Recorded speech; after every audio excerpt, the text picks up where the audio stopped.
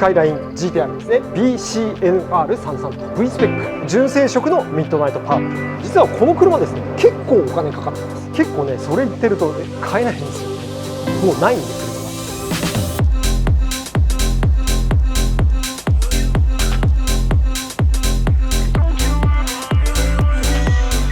が。はい、吉井君こんにちは。こんにちは。はい、本日7月17日11時46分、気温は28度。暑くなりそうでカメラも飛びそうなんで屋内に来ましたね。はい、はい、結構僕は車降りるときにですね、はい、鍵を中に入れる場合はこうやって窓を開けるようにしてます。鍵を挿したまま。そう、インロックが怖いんでね。過去もうここのお店でやってるのが今4年ちょいぐらいか、はい、インロック2回やってるんで。ただインロックもなんて言ったらいいんだろうな、別に開けてる状態でやってたけど、何らかの拍子、振動なのか何なのかかんなのかセキュリティなのか分かんないんですけど、はい、っていうのがあるので、鍵を中に入れとく場合は比較的開けてるっていうのがありますと。なるほど。まあそんな話はどうでもいいんですよ。はい、今日紹介させてもらうのはこちらの車です。はい、これは33 GTR のカラーはミッドナイトパープル。そうなんですよ。しかも後期型です。はい、めっちゃかっこいい。かっこいいよね。はい、でしかも V スペックというのが入ってきましたので、もう満を持して入ってきましたので、はい、ご紹介させてもらえればと思います。で前もあったよね、ミッドナイトパープルね。ありましたね。はい、ありましたよね。はい、5ヶ月6ヶ月前ぐらいですか。はい、だよね。であれ自体は俺が半年ぐらいは持ってたからもう1年以上前だと思うんだけれども、はい、その時に当時その前の車をご紹介させてもらった YouTube 上げさせてもらった時に、お問い合わせいただいてたお客様、だからその動画を見て、いやそういえば売ろうかどうしようかまだ悩んでるんですけれども、はい、だいたい今いくらぐらいですかねっていうご相談いただいて、はい、いつもやってるね上中下これぐらいじゃないですかねっていうのをお伝えさせてもらって、はい、でまあ考えますと。でまたその後何回かちょっとやり取りをさせてもらって、はい、で、つい先日いよいよまあ時間ができたんでちょっと一回車見てもらおうと思って、お時間どうですかということでお越しいただいて、はい、でお店に来てもらって原車を査定させてもらいましたと。そしたら売ろうとその場で置いてっていただいたと。あ、置いていただいたっていう感じでした。まあこれはよくある話で、やっぱ一回売ろうかなって思うと、はい、結構最終的には売るかな、なんだかんだ紆余曲折ありながら、はい、時間軸が1ヶ月後なのか半年後なのか1年後なのか分かんないんですけれども、はい、意外と売る方が多いっていうのがあって、はい、で逆に言うと売らない人は俺とかもそうだけど、はい、絶対売らないんで査定すらしないみたいな、値段すら気にならない、自分の車の値段すらみたいな、なぜなら売るつもりがないからっていう感じなんですよね。でやっぱりある程度気になって売ろうかなどうしようかなっていうタイミングである程度値段をこう聞くじゃん。はい、その後怖いのが、はい、やっぱり盗難であったりとかさ、ね、今こういったご時世ですから、盗難であったり、まあいたずらはそんなないとしてもね、やっぱ車両の盗難が怖かったりとか、はい、あとはやっぱり故障ですかね。やっぱ古い車なので、なんで売ろうかなどうしようかなって悩んでる間にいきなりどっかぶっ壊れちゃってエンジンかかんなくなっちゃった、チェックランプついちゃったとかっていうと査定評価が一気に落ちますよね。そうですよね。で大体そういうのって、壊れるじゃん。壊れて修理して売る人ってあんまりいなくて、はい、壊れた状態でやっぱり売ろうっつって売りに出すんですよ。でそうすると査定の時には壊れてる状態だから、はい、査定価格は下がるんですよね。そうですよね。でしょ、はい、でかつね、お客さんは例えばどっかのセンサー1個だけ壊れてるからチェックランプがついてるだけなんですって説明を受けたとしてもだよ、はい、実際やってみなきゃ分かんないじゃん。だから買い取る側としてはやっぱそこリスクを取って、本当は5万で修理代治るって言ってたけど、いやでもやっぱり10万下げとこうかとか、はい、20万下げとこうかとか、はい、人によってはじゃあいろんなリスクがあるからさ分かんないからじゃあ50万下げちゃいましょうとか、はい、っていう形で思いのほかドンと値段が下がる時があるんですよね、はい、っていうのがあるので、結構まあ買うとなったらその場が良くて、売るとなってもやっぱりその場がいいのかなっていうのは僕の持論なんですけどね。はい、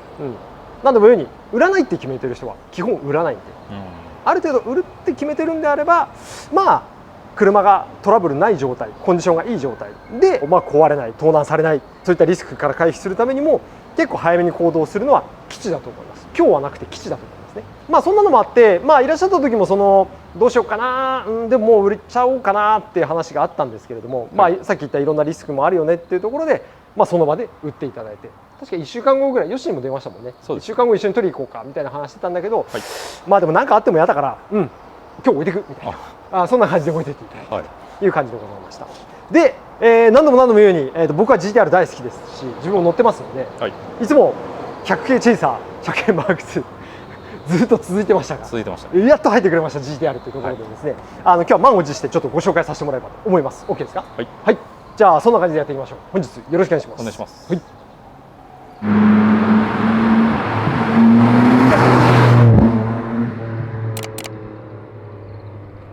じゃあ行きましょう。今日紹介させてもらうのはこちらのスカイライン GTR ですね。はい、型式は E- の BCNR33 という形です。R32 は BNR32、R34 も BNR34、なぜか33だけ BCNR33 と、なんかね、型式的にね C を入れるらしいです。はい、っていう感じでした。で、年式は平成9年式の10月登録の車、はい、なので、後期型になりますね。はい、でグレードは、GTR の V スペックになります。で、走行距離がね10万飛んで9500キロ、まあ11万キロぐらいか。はい、で、残念ながら修復歴はありなんですよっていう感じでした。で色は、純正色のミッドナイトパープル、当時はカタログカラーだったのかな。あんまり人気がめちゃめちゃあったわけではなかったと思います。はい、なんかね 33GTR 多いのはやっぱりシルバーが圧倒的に多くて、はい、で白があって、はい、でこのねパープルはねあんまり台数が少ない。でもやっぱり人はないものねだりですから、はい、今こう25年以上ですか経ったらこのミッドナイトパープルの人気が爆上がりしているという感じでして、はい、で事実見てもらうとやっぱりかっこいい、やっぱりかっこいいよね。わかりますか？いやこの色、うん、かっこいいですね。個人的にいいよね。好きです。そうそうそう、はい、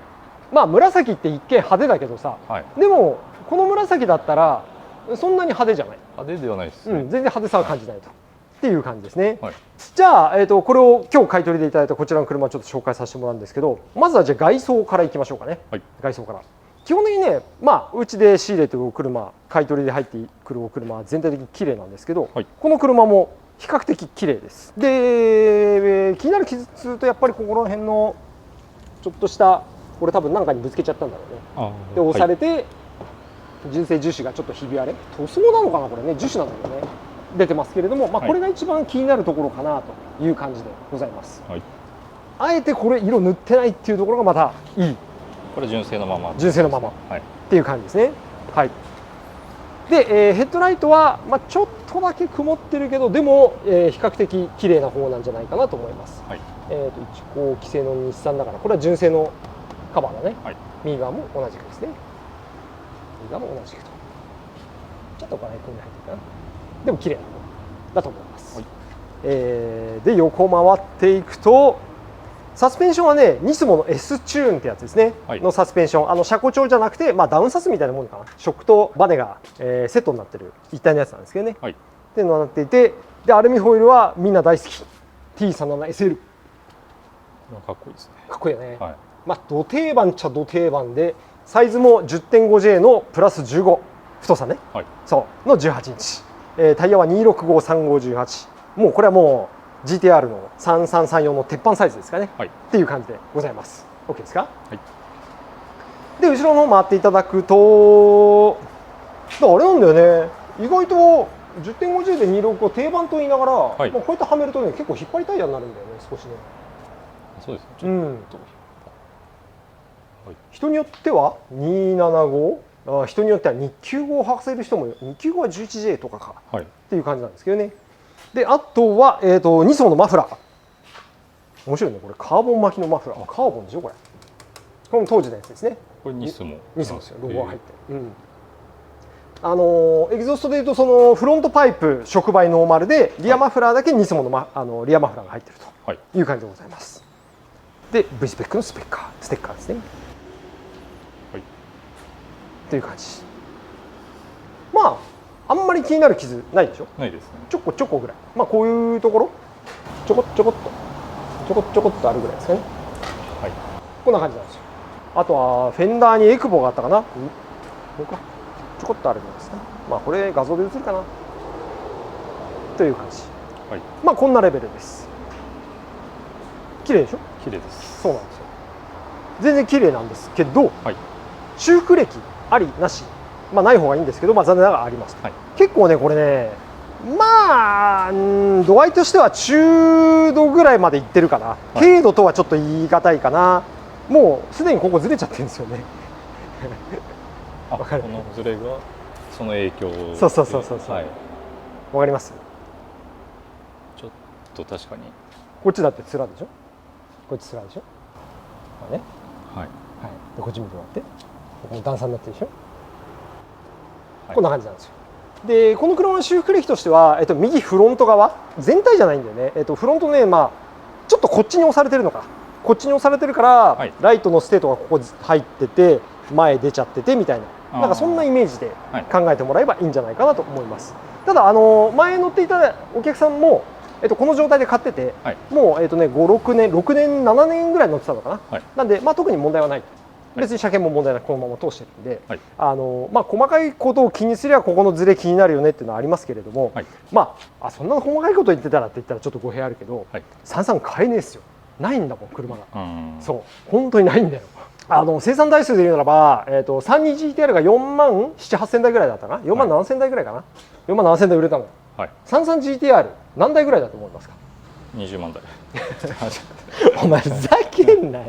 32GTR が4万6、7000台売れたわけでしょ。で話の流れ的には 33GTR が少ないって話しましたよね。なんで20万台になっちゃうんですか。そういうことですね。そういうこと。3万ぐらい。3万ぐらい。1万6000何台だったかな。確か。そんなもんでしたっけ。そう。ざっくり言うなら3分の1ぐらいしか売れてないんですよ。32GTR の時と比べると。32GTR が前の動画でも確かお話したかな、平成元年から6年間ぐらいか、販売してたのに対して 33GTR は、平成7年から10年まで4年間か、だから販売期間も短いんですよね。でなおかつ、そんなに人気なかったっていうのと、かつ最後の後期型になりますから、数は一気に減るわけですよね。最後の確か平成10年最後なんかは確か1000何台しか売れてなかったんじゃないかな。それはないですね。そうなおさらその後期型で当時そんなに人気なかったと言われてました、で販売台数少なかった。その中のモデル末期の後期型でかつ V スペックでかつミッドナイトパープル、これ前回の動画でも全く同じことを説明していると思うんですけれども、めちゃめちゃ希少なんですよ。っていう中でですね、やっぱそれが欲しければやっぱここら辺の修復歴ない方がいいよ、ない方がいいんだけれども、結構ねそれ言ってると買えないんですよね。もうないんで車がっていう感じだったらこの状態で買ってそこをなんとかしたいよね、もしくは片目つぶって乗るかみたいな感じなんですけどね。じゃあ次は、内装を見てみましょう。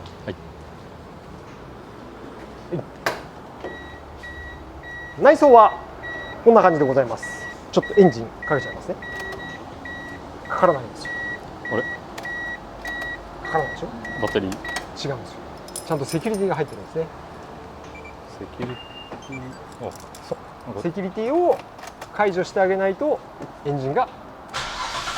かからないようになってます。それをやらないといけないですね。そう、これパンテーラかな、俺もつけてるけどね、使いやすくていいよ。やっぱりこういうの車乗るんだったらセキュリティ必須じゃないんじゃないかなと思いますけどね。内装は超ノーマル、ハンドルもノーマルだし、どこもいじってない、どこも何もくっついてない。でこれはさっき言ったセキュリティのあれかな。でついてるのが ETC でしょ、とあとオーディオがカロッツェリアのオーディオ、以上終了みたいな、そんな感じですね。あと何もついてない。ターボタイマーがついてるか。ターボタイマー動くのかこれ。動きそうだ。オートターボタイマー、動きそうだね。これぐらいですかね。メーターもノーマルだしね、何もいじってないね。でハンドルはね後期になってからちょっとスタイリッシュなハンドルですね。前期は座布団がボンって置いてあるようなハンドルでしたけれども、後期スタイリッシュなハンドルになってたりとか、あとはシートに関してとか、こういったところのこの薄い中の部分がちょっと赤く見えると思うんですけれども、内装シートはね後期型は赤ステッチになって赤が入るという風になってます。前期型は青なんですけどね。そう後期だからこの赤。そう後期だから赤という感じですね。かなり綺麗な内装なんじゃないかな。シートはちょっとシートクッションへたりあるかな、ちょっとへたりあるかな。ここぐらいですかね。そうだね、気になるところ。でもそれぐらい全然気にならないよ。でエアコンパワーステパワーウィンドウは問題ない。ミラーは角度調整動きますね。動いてますよね。で反対側の角度調整も動くんですけど、格納動かないです。格納ができない。格納ができないと。これ僕も勉強しました。前回の 33GTR も実は格納動かなかったんですよ。それ以外にも何台か取り扱う中で格納しなかった GTR あって、はい、でコメントの中でバラして接点を復活させてあげれば、はい、復活しますよってコメントいただいて、はい、そうなんだ、中のギアなりモーターなりスイッチなりのあれがダメなんじゃなくて、そうなんだってことでネットで調べたら意外と簡単にできそうだったんで、なんかね接点がね外れちゃうんだって。俺も写真で見ただけだからね、実際実物ちょっとまだバラしてないから分かんないんだけどさ、接点がピッて外れちゃうとここのスイッチに対して接点が外れてるから反応しないからミラーが閉じない、はい、これをもう一回くっつけてあげればいいよっていうふうには書いてありました。あ、そうなんで今度、自分じゃできないんで電装屋さんのいつもお願いしてるね、はい、あの方にやっていただきましょう、はい、っていう感じなんで、ちょっとまあそれはトライしてみようかなと思ってます。まあ期間的に言うところで言うとまあそれぐらいかな、はい、OK ですね。で次じゃあエンジンルームいきます。まあ GTR はやっぱりエンジンルームね、特にどういうチューニングをしてあったりとかを皆さん気にされると思うんですが、はい、見ていただいて分かる通りって言っても RB 知ってる人は分かんないと思いますけど、基本全部ノーマルです。まあエアクリーナーのフィルター何入ってるかとか全部確かノーマルだと思うんだよな、はい、で、ストラット周りこの辺も綺麗ですね。あ、綺麗ですね。うん、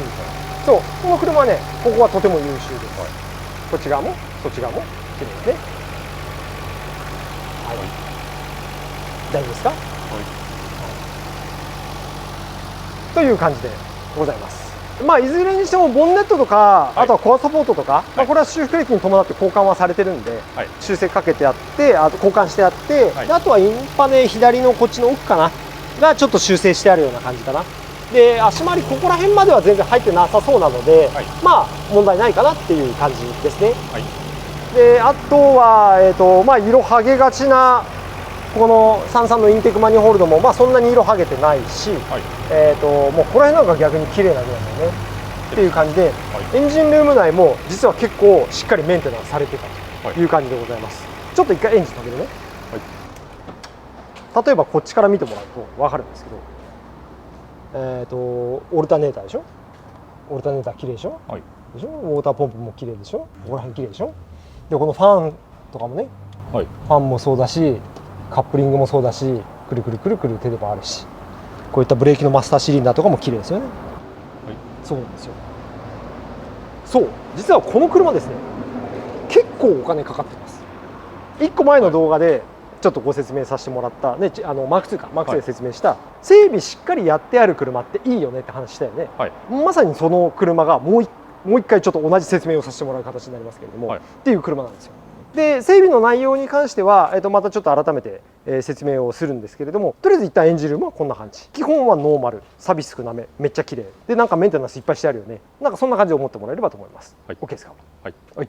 閉じますねよ。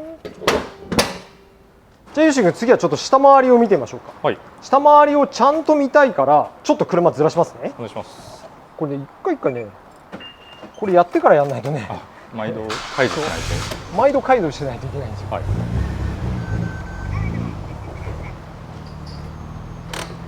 ちょっと待ってよ。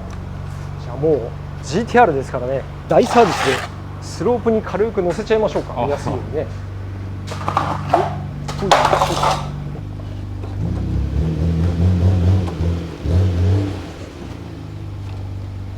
よいしょ。でこれで下見てもらうとどうでしょう。ああ綺麗じゃん。まあこんな感じで、まあまあ綺麗だと思う。うん、はい、結構綺麗な方や。こういうところもね、そんなに白錆出てないし、はい、ね、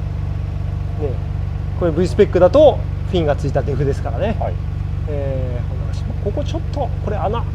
サビの穴かな、これ純正なのかな。あ、純正じゃないか。まあこういうところはちょっとパテでごまかしてあげた方がいいかもしれないですね。はい、うん、でも 33GTR の中ではかなり綺麗な方なんじゃないかなと思います。こんな感じですね。 OK ですか？はい、はい、じゃあマフラーサウンドチェックいきますか。あ、お願いしますね。このままエンジンかかってるからね。じゃあいきますよ。お願いします。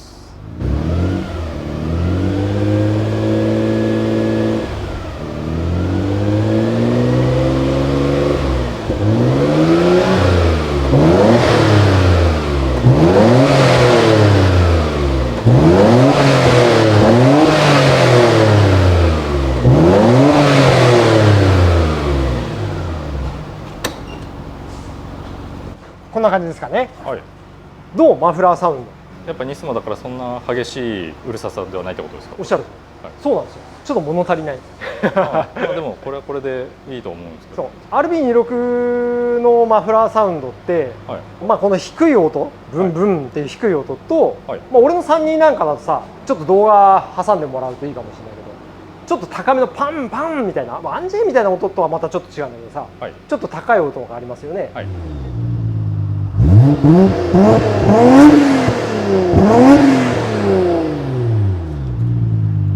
でこれはねテールエンドのマフラーがそれを変えてるっていうよりかは、はい、どっちかというとねフロントパイプ側が変えてるんだよね。まあ構造的には液場にエキゾースマニホールね、はい、でフロントパイプがここら辺まであって、はい、触媒が入ってでここからリアマフラーがつくと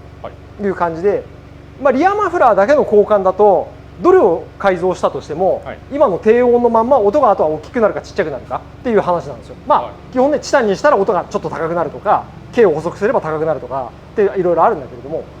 基本的にはここからここを変えても音色はそんなに変わらない。音色を結構変えるためにはこの手前の触媒の手前のこのフロントパイプ、はい、これを不頭頂の純正タイプから頭頂タイプ、はい、マインズとかレイマックスとかのものとかに変えてあげると甲高い音になるという感じなんですよね。はい、でこれを、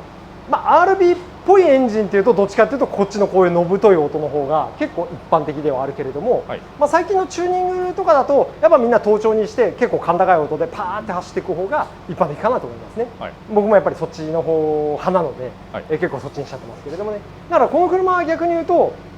結構エンジン全くほとんどノーマルでしょ、はい、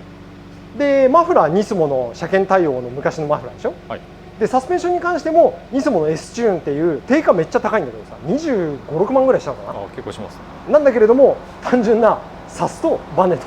車高調機能はすらないみたいな、はい、減衰力だけ調整できるぐらいなんですね。まあアルミだけだよね唯一そのちょっと今風なカスタムといいますか、ね、まあでもこれも昔から人気だったけどね、まあこんな感じの仕様でございました。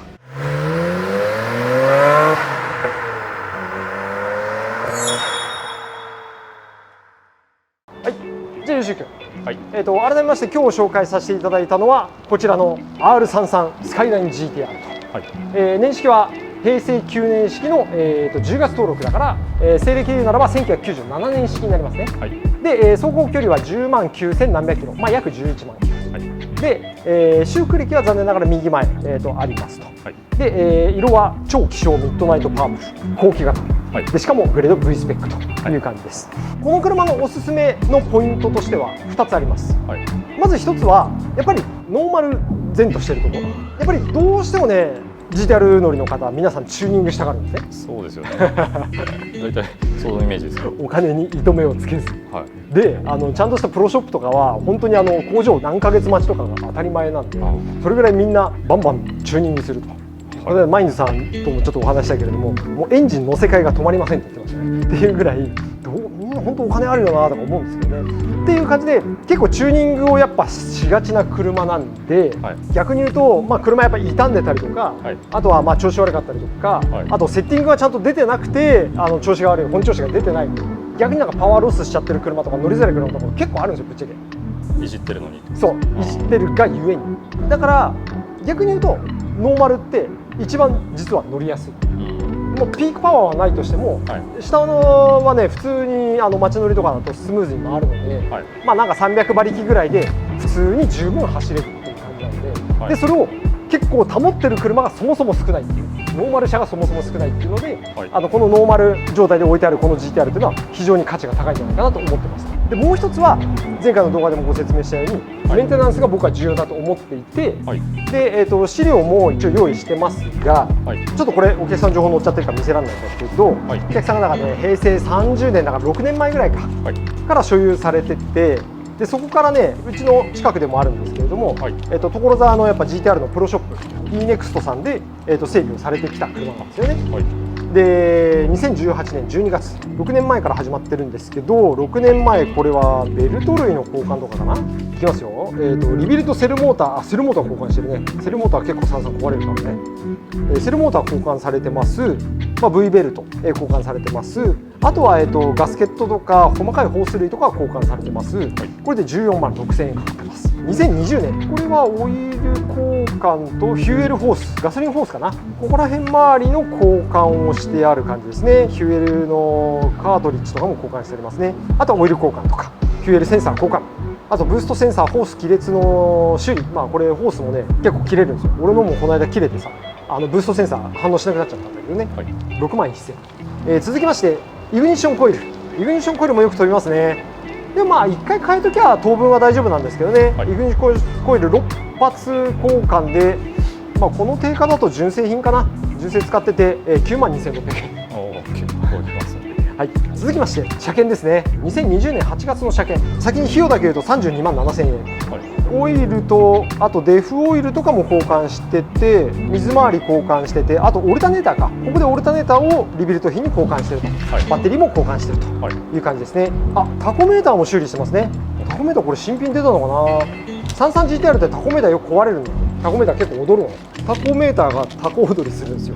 わかります？微妙な動きするってことですか？もういいや。はい、そんな感じで。すいません。次、平成20年、2020年8月、これ車検だわ。だから車検で32万ぐらいで水回りとかオイル回り変えて、オルタ新品にして、タコメーター新品にして32万かかって、ドライブシャフト、ブーツも交換して、これ6万かかってます。翌年2021年3月オイル交換1万5000円、2021年3月、3年半前ぐらいですかね。これは車検ではなくただの整備ですね。ニスもカップリングファン、さっきのファン綺麗だって言ってた、はい、カップリングファンの交換とか、カムシャフトオイルシール、エンジンのガスケットみたいなものね、はい、ラジエーターホースとかクーリングファン、カップリングファン、カムシャフトオイルシール、あとはラジエーターホース、ロアホース、サーモスタット、ここら辺などもろもろ変えてありますね。プラグもここで変えてありますね。18万6000円。続きまして、まだ続きます。2022年9月車検ですね、はい、これはだからね前回の車検になるかな、はい、車検整備式やってオイル、エレメント、未使用オイルも交換してますね、はい、前後のデフオイルも交換してますね、ブレーキオイルも交換して、クラッチフルードも交換して、冷却水も交換していると、はい、超一般的な整備を全部やってるって感じですかね、はい、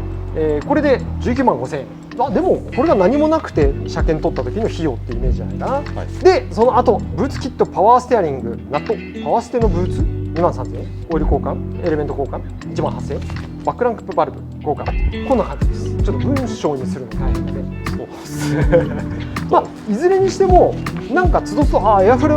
メーターもこれあれだね、オーバーホールしたんだね。いずれにしても買ってから結構だからホース類、カップリングファン、プラグ、イグニッションコイル、あとはドラシャーブーツ、ミッションデフオイル結構やってあるんで、はい、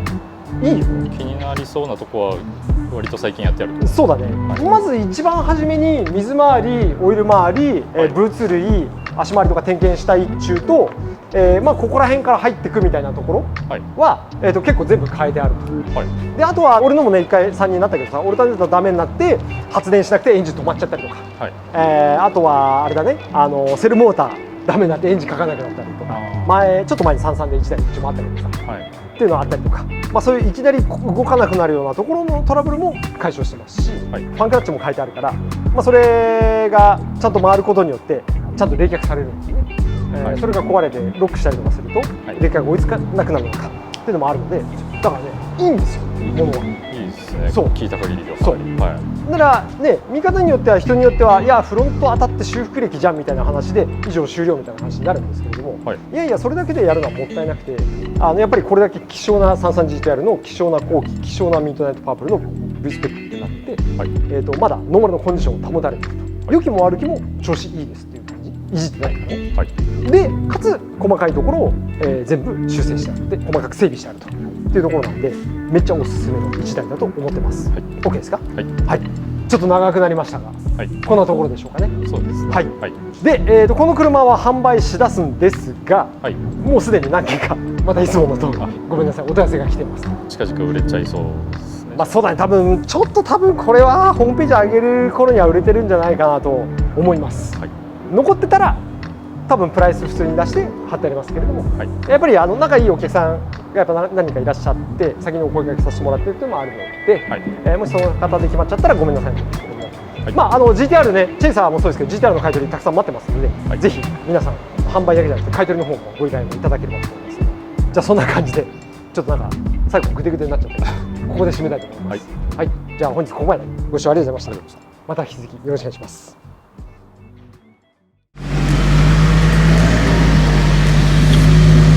日産の 180SX ですね、グレードはタイプ X、買い取りでいただいた車なんだけどね、売っていただいたお客さんも、はい、お、俺の車めっちゃ綺麗になってるやんと思っていただけるんじゃないかな